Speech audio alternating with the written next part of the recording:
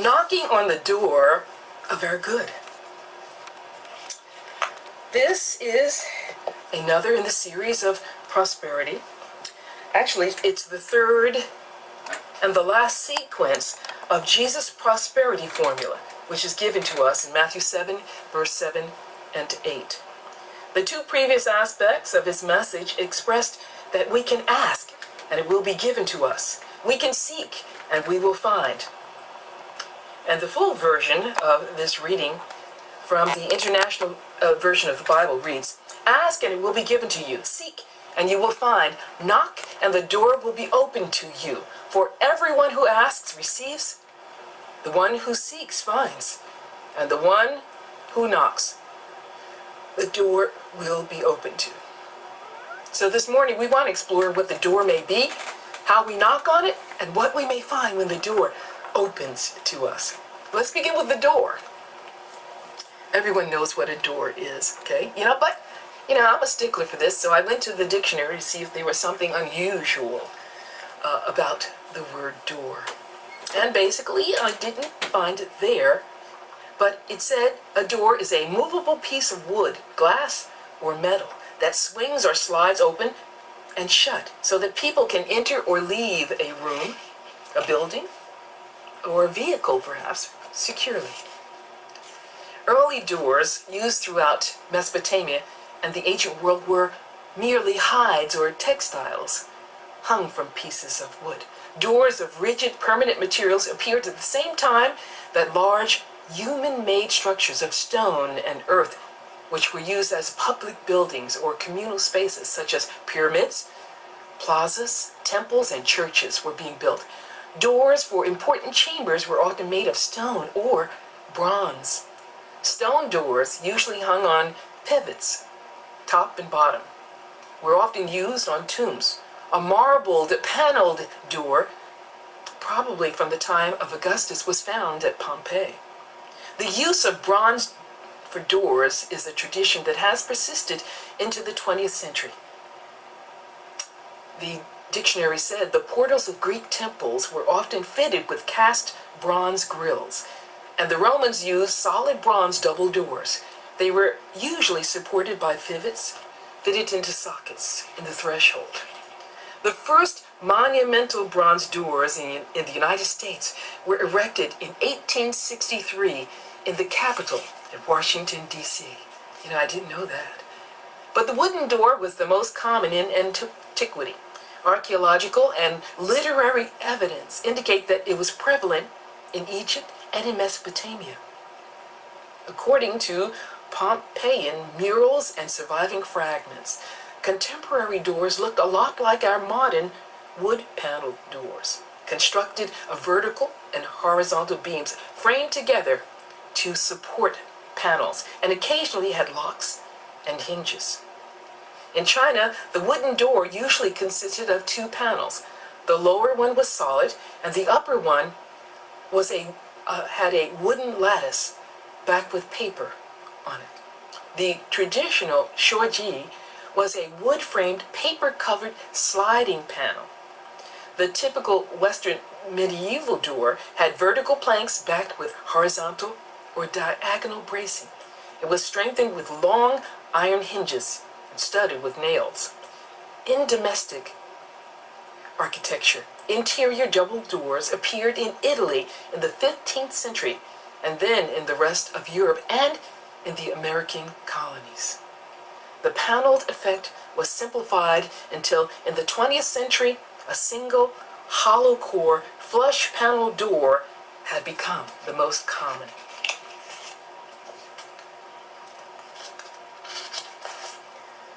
Now, if we look up the word door in Unity co-founder Charles Fillmore's Spiritual Dictionary of Common Words, that book titled The Revealing Word, we find a different perspective on what a door is.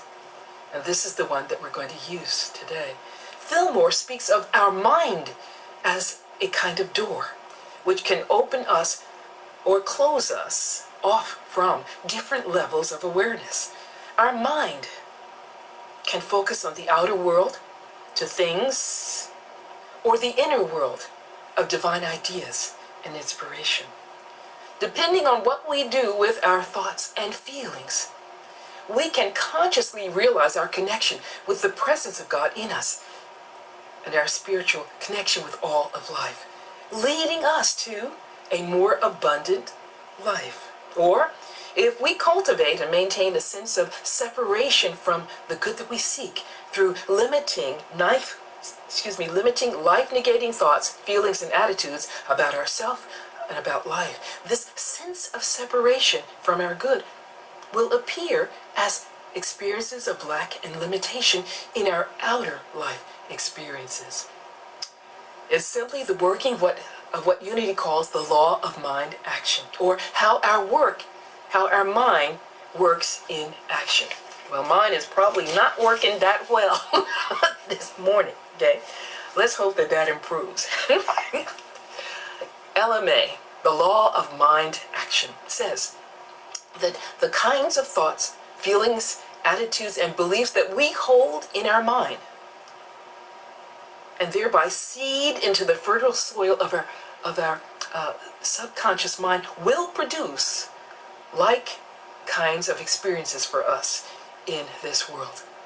Going through the door of consciousness to experience a more abundant life is a choice that we can make happen if we learn how to knock on the door that Jesus says will open to us in his prosperity prescription. Affirmative prayer and meditation are two powerful ways that we teach here in Unity that allow us to knock on the door of our good, to open our mind, the door of consciousness, to the highest and best in us, and being able to see and experience the highest and best in others and in those challenging life situations that we humanly experience. Doors that seem closed to our good are often painful. Now, at a very young age, my twin sister and I had several experiences from which we gained an appreciation of what a closed door can do to block the good that we seek in life. Now, I want to let you know that I called on Saturday morning. I spoke with my twin about this, so she gave me the okay to share these two experiences about doors with you. Our first experience, at least what I had recollected, was when we were about 4 years old. We were home and we had gone to the bathroom together, as we often did. Our house was an old house, and the doors had a keyhole and a key that was inserted and turned in order to lock or unlock the door. Now, I'm not sure whose bright idea it was, Katrina's or mine, but that particular day we realized that our parents had left that key to the bathroom door in the keyhole, in the slot. And so my twin and I decided, we agreed that we would see what happened when the key hanging in the lock was turned. Oh yes, we did. We could just reach the hole, and we managed to turn the key in the hole in the door. Then we realized we were trapped. We couldn't open the door to get out. We were terrified of being locked away from our parents and the life that we knew beyond the bathroom door. We cried. We screamed to get out. And our parents came to the door and quickly realized what we had done, what had happened. And they tried to coax us to get the key, which we had dropped onto the floor in our panic, and to put it back in the keyhole and to turn it the opposite way to unlock the door. But at that age, we didn't understand the mechanism or their instructions because of our fear. And we continued to sob pitiably. Now, I know Mom and Dad were racking their brains to try and calm us and to figure out how to get us out of the locked bathroom. Double trouble, our parents were probably thinking at the time. We heard the story when we got older that Dad went and got his ladder. He set it up against the house from the driveway, and he climbed up to the second floor bathroom window, which is where we were, from the driveway. He opened the smallish stained glass window in the bathroom. Somehow, Dad squeezed himself through that window into the bathroom. Now, Dad was a big guy, okay? I don't remember how he got through that window, but I do remember when he got through and we ran to him and we grabbed and we held on to him, okay? And then Dad he picked up the key that we dropped on the floor, he put it in the keyhole and turned it, and he freed us. Free at last, thank God Almighty, I'm free at last. I know for sure, at least something like that is what exactly our little hearts were singing as Dad freed us from the prison that we had made of our bathroom experience. And we were told that the key was removed from the door, and in later years was replaced with a small push-down or lift-up latch for the adults' privacy against little ones bursting into the bathroom unexpectedly. Then, my twin and I had another experience with doors that at first did not seem to be a positive one. When we were 4.5 years old, we started kindergarten. Because our birthday is in December, the school made the decision that we were mature enough and didn't need to wait until the next year in September when we would be 5.5 to begin school. So now understand that by now, here in the family, my twin and I had a baby sister. And we had never been separated from each other or other family members. We didn't go to preschool, and we were never watched by a babysitter. Our mom was always there and was a wonderful stay-at-home mom who helped the family financially by watching toddlers whose mothers had to work during the day. And she sewed and made the clothes that we girls wore. Even the Easter outfits, I'll tell you, which were, as they say, the bomb, okay? You know, with our hats, with our gloves, our little purse, okay? Our laced socks and shoes, and the outfit. We were fantastic. We were fashionistas, okay? Anyway, Katrina and I were excited about starting school, but we clearly didn't understand what was to happen. Later we were told that school psychologists had told our parents that it would be best for us to be separated during our school years. So that is what happened. The only class that Trina and I ever had together in elementary school, in junior high, or high school was gym class. But here's what happened on that first day that we went to kindergarten. I know, here I am, I'm going on 69, and I still remember this so vividly. Back then, kindergarten was only a half day, but Mom did not want to have to go back and forth with one of us in the morning and then the other twin in the afternoon, so we both went in the morning, but we were placed in separate classes. Here's my recollection of how closed doors blocked our good that day, seemingly blocked our good that day. I think that we were both fine as we entered the classroom. It was one large open space, but they divided the room, placing half the children on the other side of a room divider.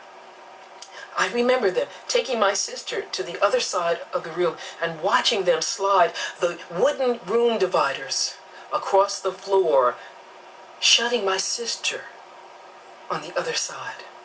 I didn't know what was happening, and at 4.5, I cried my heart out inconsolably when I thought they had taken my sister away from me forever, for all I knew.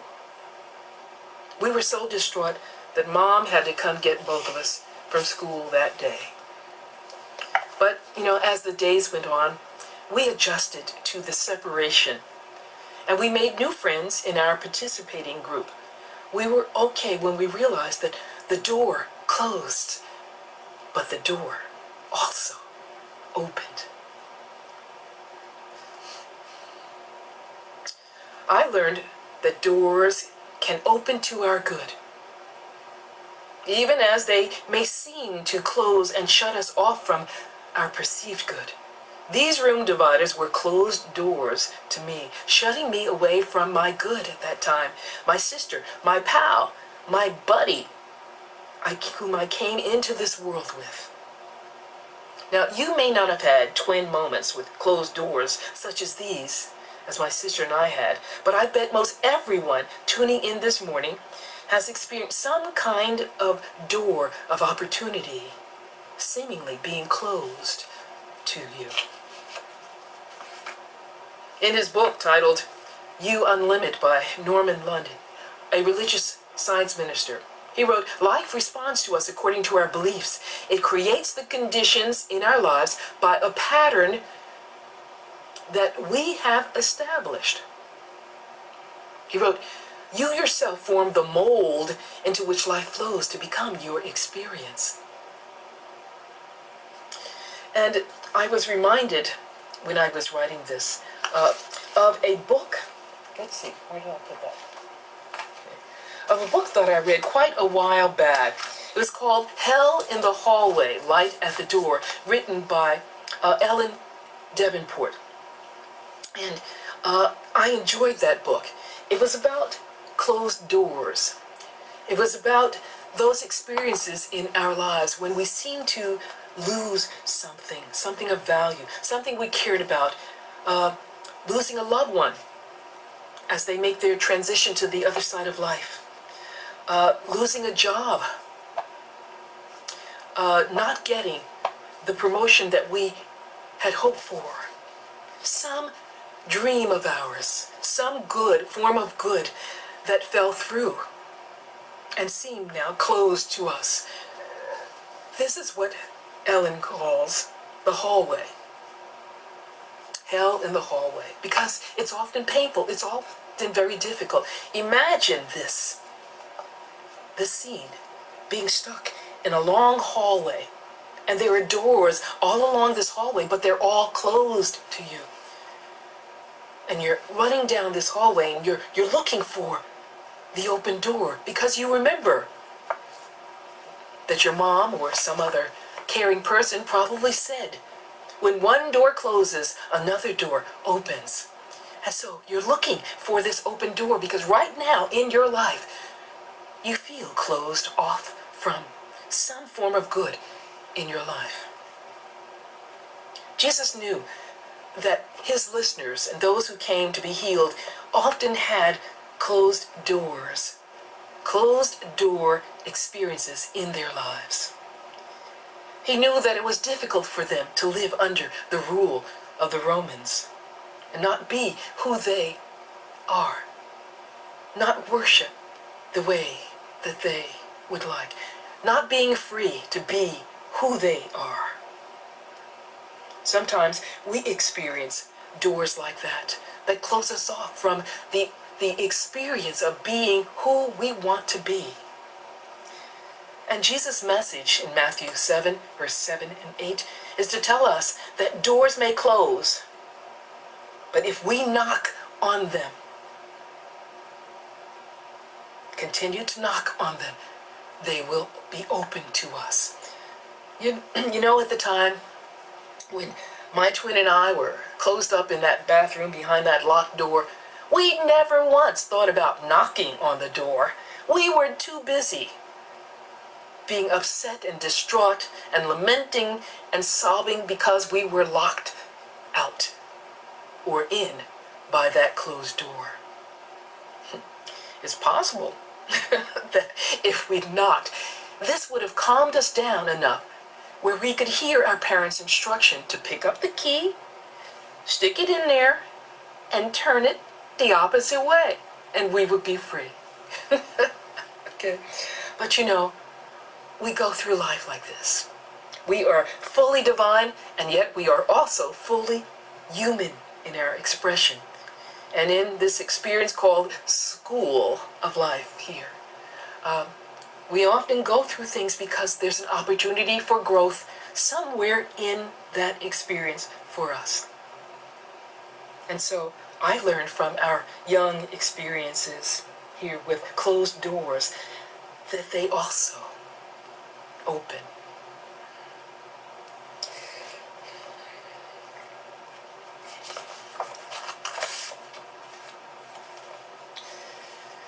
Have you been following the other two prescriptions that Jesus gives for prosperity that we have shared in the past Sunday services here?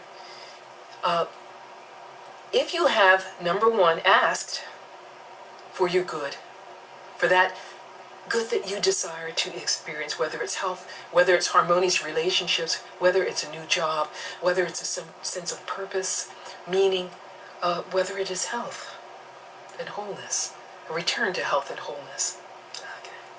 Okay. When we talk about asking, we're not talking about begging or beseeching, but rather us naming and claiming spiritually the blessing that we seek to experience in our life.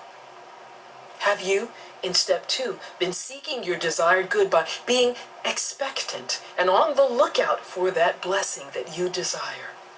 It means being busy cultivating an attitude of acceptance and gratitude that the good that you are seeking is right now on the way to your experience. Right now, it is yours spiritually. Knowing that all good is received first in consciousness on a spiritual level before it takes shape and form in our physical or outer experiences. And yet, have you not yet knocked on the door of your good so that it can be opened to you? You know, we can probably stand our whole life just on the other side of the door to the good that we deeply desire. But if we don't knock on this door, how will life know that we are ready to receive this gift? And it is time to open that door to us. Are you fearful that the door will not open for you if you put forth the effort to knock? Are you coerced by your own negative thinking to believe that you're not deserving, or you haven't earned your heart's desire being fulfilled yet? Are you fearful that strings will be attached to your door opening, and that receiving your good may mean that you have to change something in your life? Remember, the door that Fillmore said Jesus is speaking about is the door of our mind, the door of our consciousness. And technically, truthfully, it is always opening and closing right now, even though we may not be aware of it. We are always opening our mind at times to the inner inspiration of the divinity within us provides. Yet we are also always opening our mind without awareness to the fear and the anxiety and the inharmony and the injustice that we see being perpetrated around us, and perhaps to us as well. So our human self is very subject to these outer negative, life-negating experiences. But here, with knocking, Jesus is saying that we are to make a conscious effort to open the door of our consciousness to that highest and best aspect of our being, to that highest and best aspect in the very troubling experiences that we are having to meet in life. Prior to this step, we were involved in an interior process, but now with knocking on the door of our good so that it may open to us, we take on Unity's 5th spiritual principle, which is knowing and understanding the laws of life, also called truth, are not enough. We must live the truth that we know. This is what we are about in this prosperity step. Prayer, excuse me. One of the best things that I know to knock on the door of our good is to maintain a positive attitude toward ourselves, toward others, and toward life itself. Besides welcoming and appreciating the friendship, camaraderie, inspiration, the upliftment and support of others, we can look for other experiences that help lift us and keep our attitude positive. That is, keep our mind consciously knocking on the door of our good. For myself, I enjoy going out to eat with friends. And I have sorely missed going to see movies on the big screen here in my town. Laughter helps me stay positive. And it doesn't take much for me to laugh. If you have tuned into these services for a while, you know that I can be easily amused by silly, innocent jokes. Remember, Norman Vincent Peale was healed through laughter. I even enjoy being silly at times, and I'm very good at laughing at my own foibles. I sure do miss, now I'm going to age myself here, but I sure do miss the old Carol Burnett show and the I Love Lucy show. They were laughing not at people, but laughing with us about our human foibles. I purchased a few of the old-time videos, and they seem kind of corny now, but you know, they were so creatively funny. I love funny commercials. You know that. You know I enjoy the comics in the newspaper when they are funny, but they can be funny and wise at the same time. And there are other ways that we knock on the door of our good. That is, take positive action to welcome the birthing into our experience of the good we are seeking or desire. Cultivate being forgiving. Life is too short to be short with others. Trust me, it is. Give others a smile and the benefit of the doubt. Give what you can and when you can to lend a helping hand to others going through tough times. No one has been impoverished by giving love and compassion, only by giving hatred. Some of the, what they're called church comedians online these days are very funny. For example, Michael Jr. is good. And there's a woman named Trina Jeffrey who plays the part of Sister Cantaloupe. And she just breaks me up. Singing songs that inspire us are helpful in allowing us to consciously knock on that door. I enjoy writing music, doing outdoor photography. This brings me joy. I like singing TV jingles, which are fun. And right now, I'm loving a commercial which comes on with a whole choir singing yum, yum, yum, yum, yum, in harmony about the Oscar Mayer hot dogs in buns, piled up high and rolled down a hall on a table. Okay. I hope that you caught this one. I enjoy singing yum, yum, yum, yum, yum, yum, yum with them. Doing the commercial, it breaks me up. I happen to like beef hot dogs, okay? So it puts me in mind that I should go to my fridge and have that for lunch today. Some of the old Unity Joy songs still work for me. Here's one that I'd like to teach you now, okay? Use it at any time to pep you up and to keep you consciously knocking on the door of your good. I shared this with a group at the Salina, the pool here in Salina one time.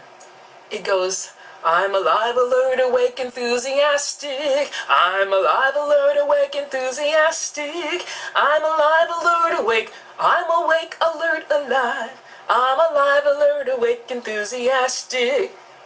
You know, playing with pets is fun.